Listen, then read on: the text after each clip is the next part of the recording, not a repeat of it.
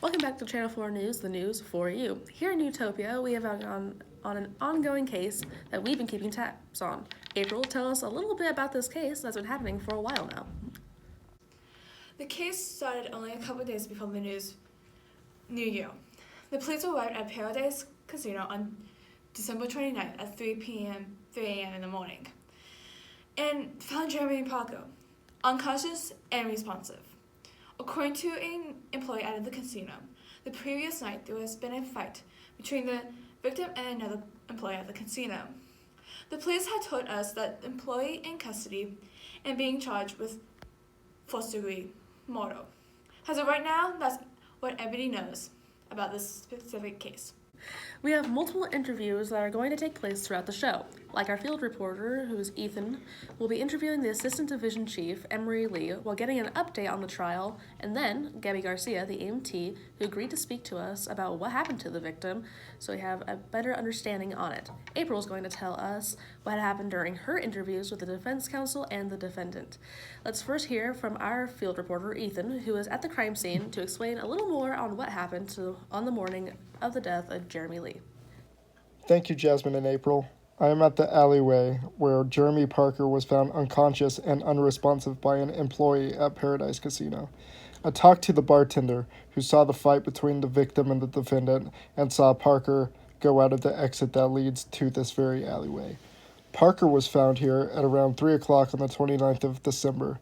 At the time, he was still alive. On the way to the hospital, he was pronounced dead at 3:18. The bartender told me that Parker had won $4,000 during the Texas Hold'em poker tournament that was held only a couple days before he had died, and the victim was bragging and drinking before he went out to this alleyway. The bartender also said that he saw two men that walked out the exit that leads to the alleyway, only moments before Parker came out.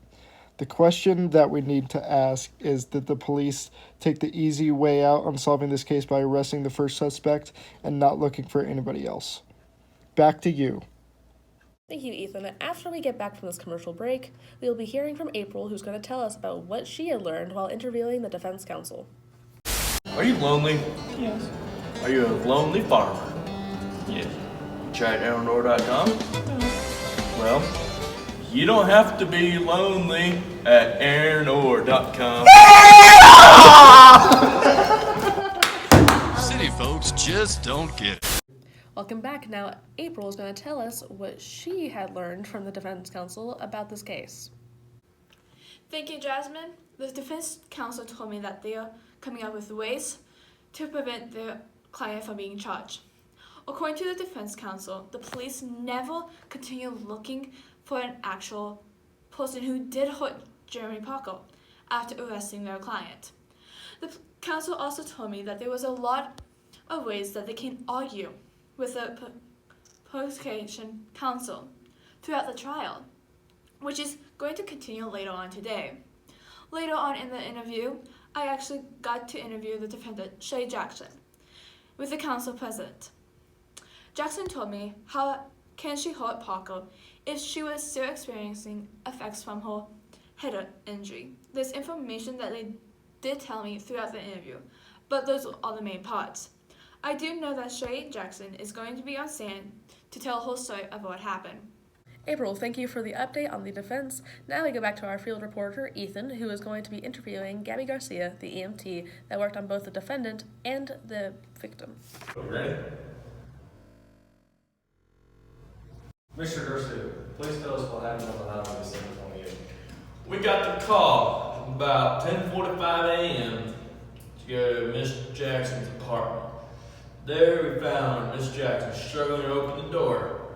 We went inside after she opened the door. We asked what happened. Said she was at the casino the night before and got a big fight. I go, with who? She said, with some guy named Jeremy Parker. Okay. So we start asking her more questions and stuff, and we then start evaluating her. After evaluating her, we find that she has many bruises, cuts, everything on her. So then we decided, man, she's losing too much blood. We got to get her to the hospital. So after that, we put her on a backboard and we stretched her to the ambulance. We took her to the hospital and we had to staple her head back together. She had a big old gash in the back of her head. It was quite frightening, to be honest. She had several life-threatening injuries, and she had a very, very possible cause that she would have a brain trauma injury from it. But I think right now, as I've been talking to doctors, she'll probably make a full recovery from it. Okay, thank you. On the night of the attack, was Miss Jackson in any condition to attack Mr. Parker? Well, I can't say if she was or wasn't because I wasn't there, but I can say that when we arrived at the apartment that she was in no shape to even be hardly standing. She couldn't stand. So if they say that she murdered Jeremy Parker, then it's going to be hard to prove it how, because my proof is that we arrived at the apartment and she was basically crawling on her hands and knees to open the door, and it probably took her 2 or 3 minutes to open the door. So I mean, it's kind of hard to judge whether she was in any kind of condition and what condition she was in when the murder happened, because I mean, the adrenaline could have kicked in and she could have not been feeling any of the pain and she could have murdered. And so, I don't know, honestly, but I don't think she's in any kind of condition to be in the murder of Mr. Jeremy Parker, but you never know. Okay. What was the condition of Mr. Parker when the EMTs arrived in your house?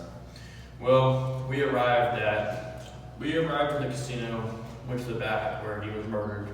It was about 3 a.m.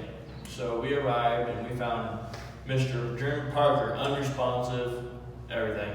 He barely had a pulse when I felt for the pulse. So he was barely alive. So then we had to get him to the hospital fast, so we put him on our backboard, put him in the ambulance, and we booked it to the hospital. But on the way to the hospital, he started like moaning and trying to talk, but he just couldn't talk. And we were trying to understand, because we could hear like him trying to say stuff and it just wouldn't come out. And we heard him say something and we didn't put it all together. But on the way to the hospital, it was 3:18 a.m. We had to pronounce Mr. Parker dead. He passed away under our care in the hospital, or in the ambulance on the way to the hospital. It was a tragic time, and he died from his injuries. His injuries were terrible. That was the worst thing I've seen in a long time. I've been doing this for a long time. I mean, it was pretty bad. Okay, thank you. What are the cleaning procedures that you need to do in between each person? We wipe everything down with cleaning supplies that are 99.9% effective. I went home that night, so I didn't know if the people after me cleaned how they were supposed to clean. My shift was over, and it was the people coming in after me to clean the ambulance and protect the procedures. Keep in mind that if we don't clean how we're supposed to, we can be fired for it. Are you going to testify at this trial? Yes. Yes, I am going to testify. Thank you for the insight that you had on this case and what part you had. Back to you, Jasmine. After this break, we will continue updating you on this ongoing trial. Tito's Tacos. Come get your tacos. Nice, hot, and fresh. We got a special deal going on for you right here, Tito's Tacos. Come get your tacos. It's 1 or 2 tacos. One side, one beverage, $10.99. Come get the tacos from Tito's Tacos. Wow, Carson, I think it's raining tacos right about now. During the break, we got some news that there is an update on the trial, and right now our live reporter Ethan is at the courthouse talking to Assistant Division Chief Emory Lee on what is going on with the trial. Stop. Alright, I am here with Emory Lee, the lead investigator of the case. As of right now, the case is still undecided. Do you think that the trial is going to end up heading in the direction that you'd like it to be? Yes, because all of the scenes with Shay Jackson, everything he's done is is suspicious, and like there's no other way to prove it that he did not do it. So like he obviously did. Like he's like the only one that could have done, because he's with like every scene he's in, bad things happen. So. Why didn't the police keep looking for more suspects during the case? Because we are confident that Shay Jackson is the right person who did it, and there's no other evidence that proves it.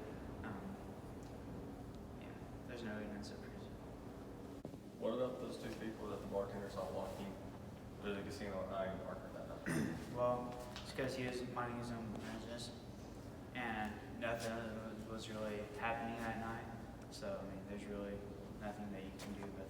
So, yeah. Thank you for giving us your point of view on the case, and we'll see what happens in the courtroom. You're welcome. Thank you, Ethan and Mr. Lee. After this break, we are going to sit down with Ethan and have him tell us what his experience is, what happened at the trial, and what he saw. Aaron finally got it.